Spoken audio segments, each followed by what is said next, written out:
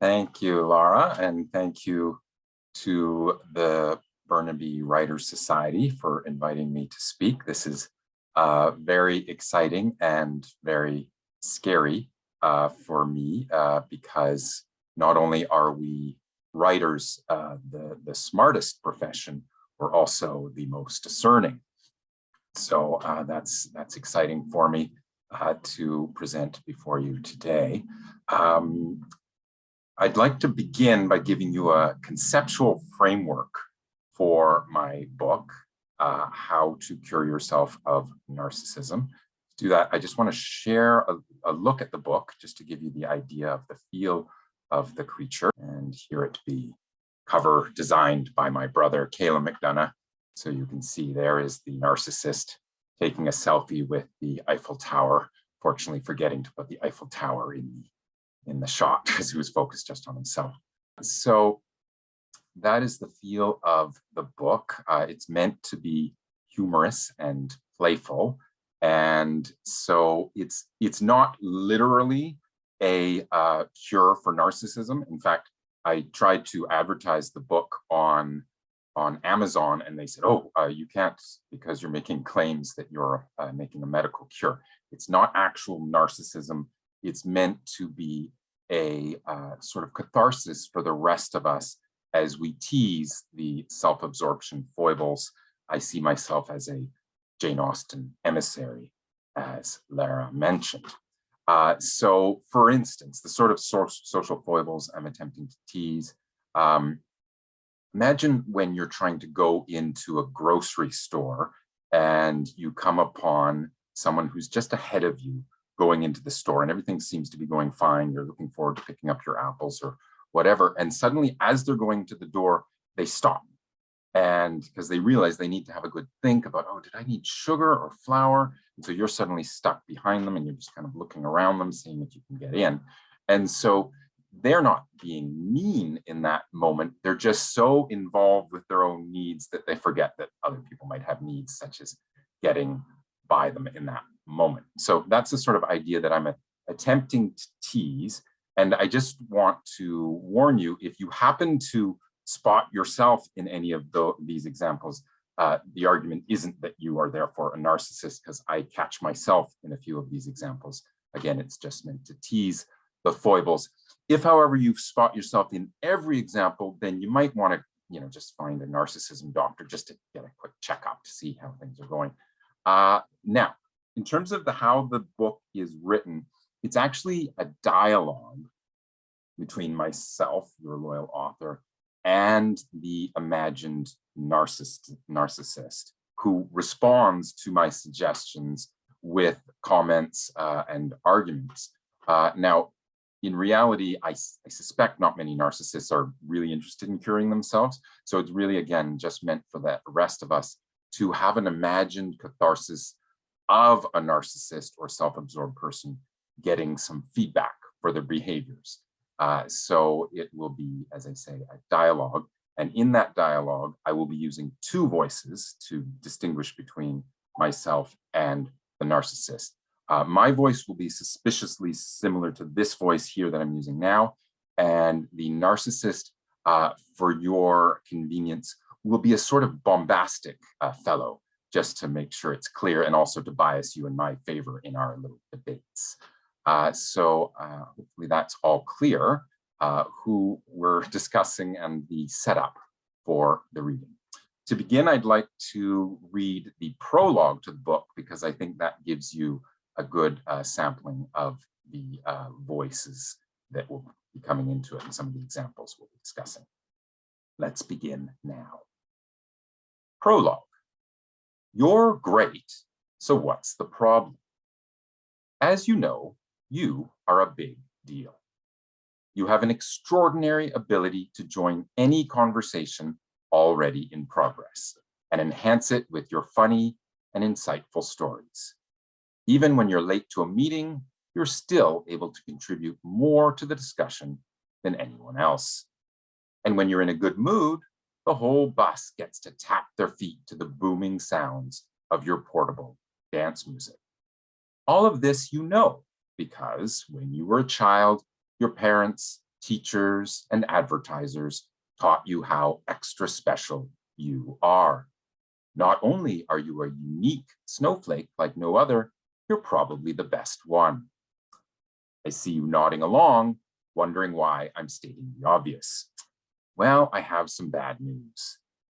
It turns out that there are others like you who have also been raised as social prodigies. Each year, our society is receiving increasingly large shipments of new adults who admire themselves with the heat of 1,000 suns. And unfortunately, the regular, non-special people of the world are starting to run out of adulation to bestow on all of you. Even more troubling, some of those boring, non-special people are becoming irritable with you. Perhaps you've already noticed your least interesting coworkers trying to rush you along when you're telling a fabulously tangential story in a meeting. Or maybe you've had an obnoxious stranger asked to sit in the bus seat you've reserved for your bag. You do not deserve such cruel treatment. I hope then that you will take comfort in learning that your suffering is not without a name. You are the victim of an affliction called attention-deserving, hyperactive, mistreated ego, or ADHD.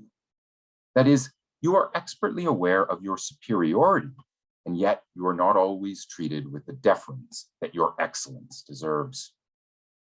In a better world, of course, your self-adulation would be recognized as right and good. But in our bizarro society, your you-first attitude is becoming increasingly unpopular with your friends, coworkers, and pets.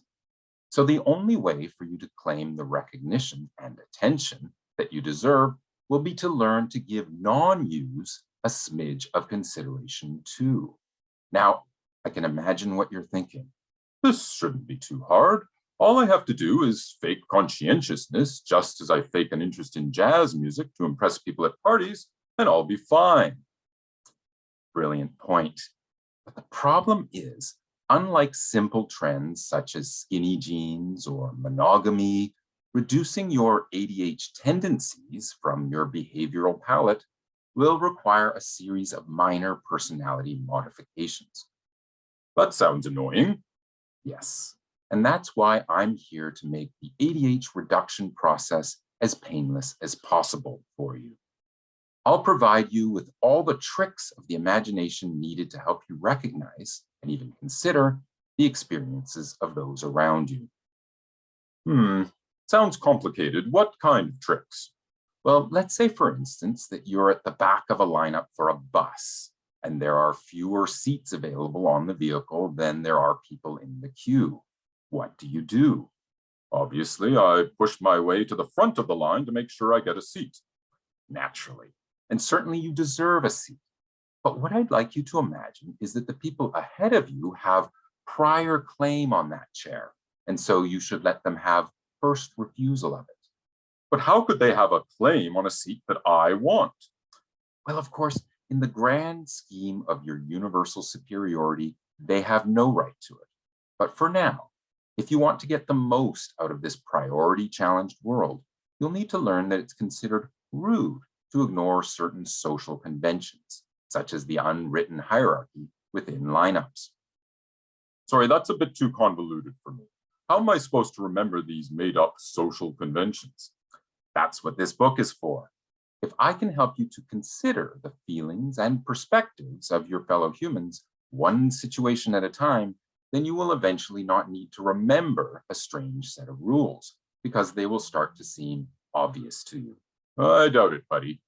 Yes, I know. It sounds like a daunting task, but I wouldn't have asked this of you unless I knew that you could do anything you set your mind to. I believe in you. Your fan, Seth McDonough. Okay, so that is the prologue. I'd like to now get into some specific examples of some of the ADHD behaviors. The first one I'd like to look at is a section called ADHD cheap you. This one's a tough one for me because my own spouse claims that I might be a little on the thrifty side myself. So this will be interesting. We'll see if I can read this without hurting my own feelings.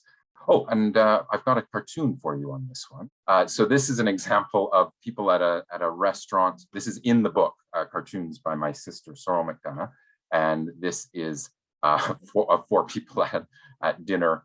And the one person who seems to have taken more of the wine and fancy parts to the meal is hoping to divide the meal evenly. So perhaps it's my own cheapness, but I personally find that to be aggravating. That's the sort of cheapness that we'll be looking at here today. Let's go back to our reading. Cheap you. Thriftiness is not a crime. Thank you. Yes, it's your right to not spend more than you wish. Unfortunately, though, your thriftiness may be ruthlessly perceived as cheapness when it causes others to spend more. Consider the following example. Example 1, wallet forgetting.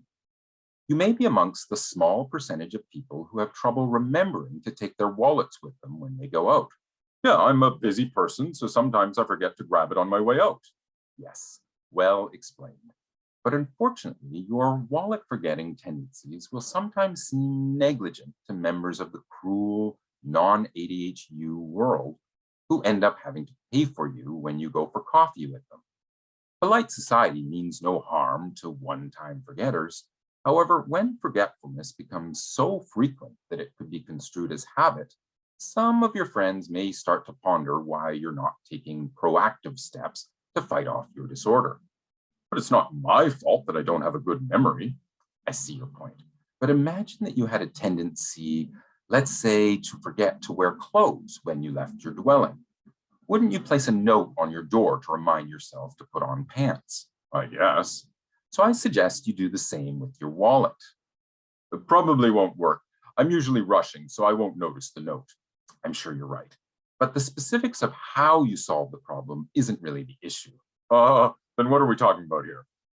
Well, teased. The moral of this particular section is that if you have an issue that is frequently causing your companions to pay for you, and unfortunately, it's your duty to figure out a way to restrain your problem. Example 2, paying back. Meanwhile, in those cases that you do cause your friends to pay for you, please remember to pay them back. That way, they won't be in the uncomfortable position of either A, reminding you, or B, giving up on ever interacting with their money again. Come on, it's just money. Brilliantly put. And since it is indeed just money, it shouldn't be a big deal to give it back. Well, I wouldn't expect them to pay me back, and that's generous of you. But since you forget your wallet much more frequently than they do, they don't get the benefits of your forgiveness quite as often as you do theirs. So to be safe, let's practice paying people back when we accidentally borrow their money. Okay, up next is perhaps my favorite chapter in the book. It's called Apologetic You, and I go through the various types of apology.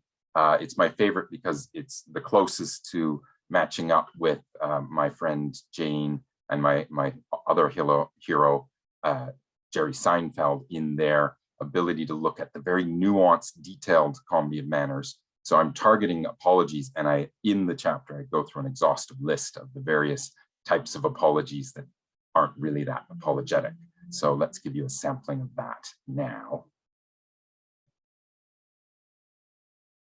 Chapter 10, Apologetic You. In my opinion, not all apologies are good enough to be accepted. So even if you've said, sorry, that's not fair. I said I was sorry. What more do you want from me? Great question. According to most etiquette experts, a genuine apology should both A, acknowledge to the receiver that you realize you have made a mistake, and B, express regret regarding the negative effects the error has had on them. If you always aim to convey those two ideas, you should do fine. Good enough. Can we move on? I hate this topic. I know you do. But let's first give it a try. Imagine you borrowed your friend's car without asking. Let's hear your best apology. Oh, someone's asking to be admitted. Very good. Let's hear your best apology. Sorry I borrowed your car, but you weren't here, so I figured I could use it. Great effort. That was very close to a full apology. Indeed, there's nothing wrong with offering an explanation for why you did something. In fact, your victim may appreciate it. But it's important that you also get across that in spite of your explanation, you now realize you shouldn't have performed the offending action. For instance, let's see how alternate you takes on an apology about a missing ring. I'm sorry, I shouldn't have taken your grandmother's wedding ring. For what it's worth, I was desperate because Jenny was expecting a ring, so I grabbed it, stupidly thinking you probably wouldn't notice it was missing until I could return it. I'm an idiot. Sorry, I had no right to take it. An impressive effort from alternate you. Imagine you were the one receiving that apology. Even though you might still be angry, it's harder to feel as much rage at the offender when they both acknowledge that they were indeed wrong and give you a glimpse into why they thought it was okay in the moment. Such a combination contextualizes the apologist's untoward behavior without excusing it. In contrast, then, let us look at some of the leading apologies that cause more offense than they repair. The conditional apology. As you may be aware, the "if X behavior bothered you, then I'm sorry" apology is rarely popular with its receiver. For instance, victim. I can't believe you stole my wallet at gunpoint. Robber. If my AK-47 scared you, then I'm sorry. So you're not admitting that you did anything wrong. You're simply saying that if I happen to be bothered, then you're sorry that I feel bad. You're not sorry for what you did. Yes, what's wrong with that? If I didn't scare you, then why would I be sorry? Because the act was wrong in itself, regardless of my feelings. You're just saying, oh, if that bothered you, then I regret it. Exactly, I don't see a problem here. I'm not going to push you too hard on this one. The punishment here is in the reaction. My only suggestion would be that if you're going to make a conditional apology, you may want to check to see if it is indeed valid. Ask yourself, is this truly something that would only be a misstep if it happened to trouble the victim? Or is it the sort of universal no-no that deserves a sorry regardless of results? Now, I'd like to show you a little cartoon that illustrates this particular apology style. Along with Jane Austen and Jerry Seinfeld, I'm also the world's leading Star Wars fan. And anyone who's seen the original Star Wars knows that in that movie, the bad guys, led by Grand Moff Tarkin and his sidekick Darth Vader, they blew up a planet. It's called Alderaan. So this cartoon imagines the apology they might have given in that particular situation. As you can see, Tarkin is at a news conference. If by destroying that insignificant planet, I hurt any Alderaanian feelings, then I'm sorry. That's my favorite of the cartoons, if I may be biased. How do I get stop share? Sorry about that. See, good apology. Sorry about that. In fact, this apology chapter is one that I suffer under because I'm very good at judging other people's apologies. I don't know if mine are any good themselves. All right, one or two more examples of the faulty apologies. The "sorry you feel that way" apology. This one's only a problem if you're claiming it to be an apology. I'm sorry you feel that way. In this case, your sorry just means sad or disappointed, which are perfectly valid emotions to identify as long as you don't later claim, when apology status would benefit you, that you apologized. Just remember, inserting the word sorry into a sentence does not mean that you've delivered a legitimate apology. Martyring apology. In spite of your disorder, even you probably recognize that this isn't really an apology. Your friend. Hey, did you really take Billy and Jenny to an illicit drug dealers convention? Yeah, I can't believe you did that. Are you actually mad at me for that? Geez, I'm sorry for trying to give your kids new experiences. In this case, clearly, because providing new kids experiences is normally a good thing, you are in fact boasting about your efforts under the cover of a sarcastic apology. Thanks, Captain Obvious. Well teased. That was indeed a self-evident point. Nevertheless, I have witnessed ADH legends who have retroactively claimed their obviously disingenuous apology was sincere. Let's watch. Do you really think that a drug dealer's convention is the sort of new experience that my kids should benefit from? Geez, I already said I was sorry. What more do you want from me? Clever. Your desire here to get credit, sincere credit, for a sarcastic apology is understandable. You really hate sincerely admitting fault. And since you can point to having technically said the word sorry, it would save a lot of time and mortification if that were sufficient. Unfortunately, it isn't.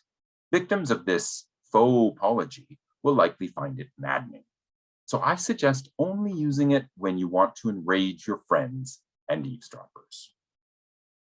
Okay, for this next section, this one I think is a public service because I'd like to look at the etiquette of handshaking, which will either be sort of a historical look back, because I don't know if handshaking will come back as we stop unsocial distancing, but so it's either just an interesting museum piece, or it will provide us a little reminder or refresher on the etiquette of handshaking.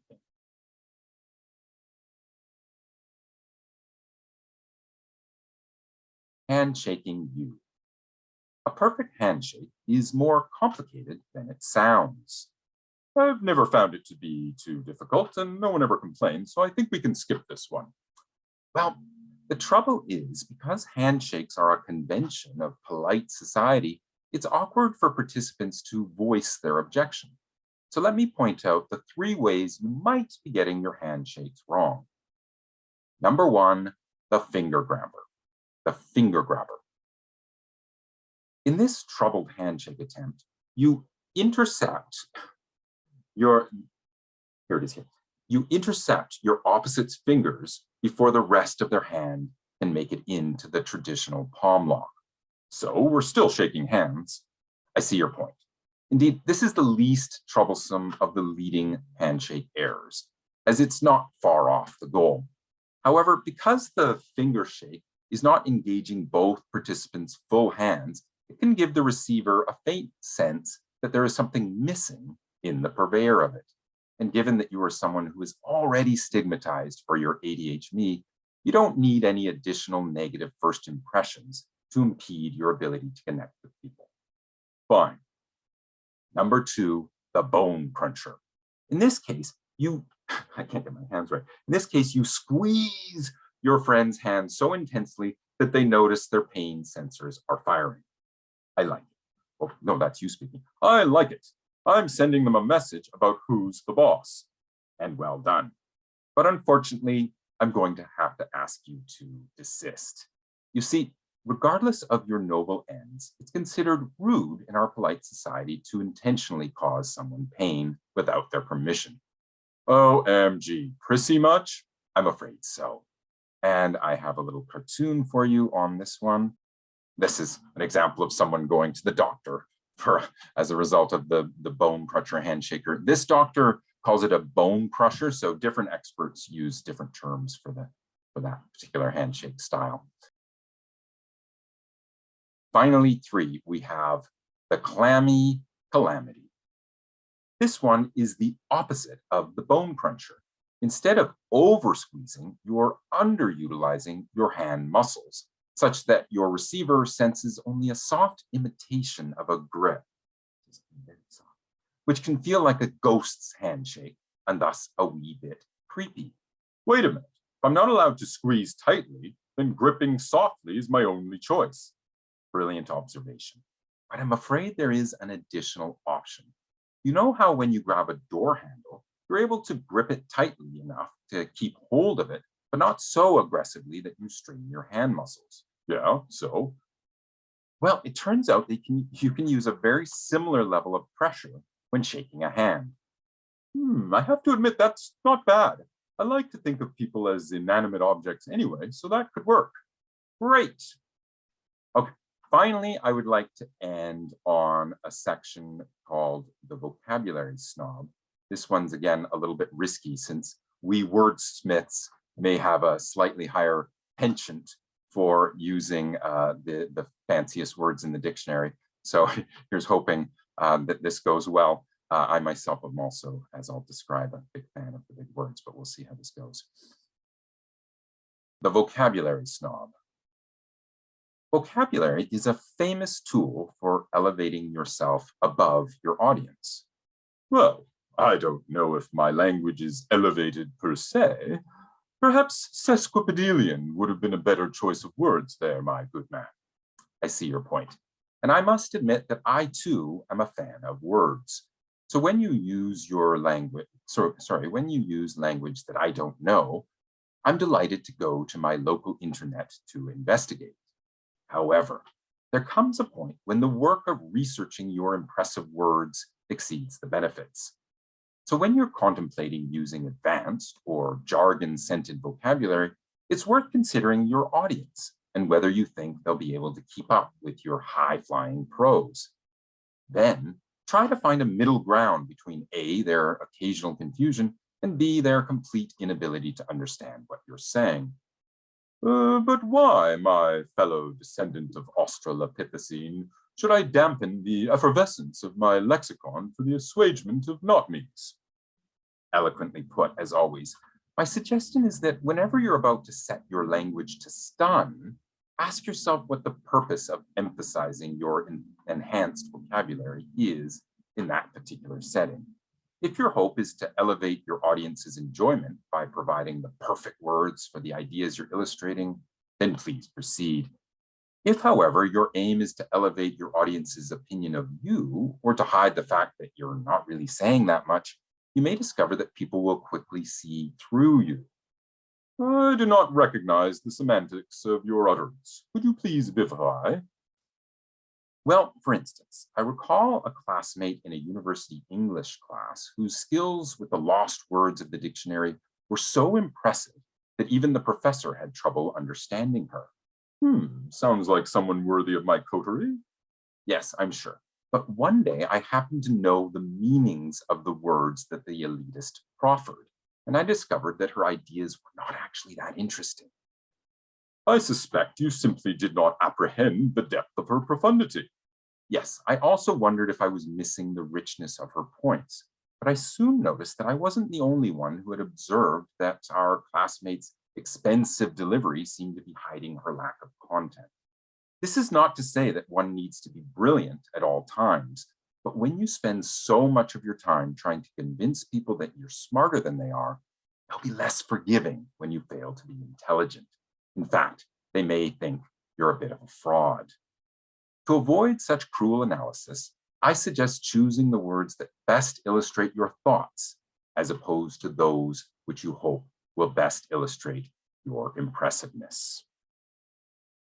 And with that sesquipedalian intervention, that completes my reading of How to Cure Yourself of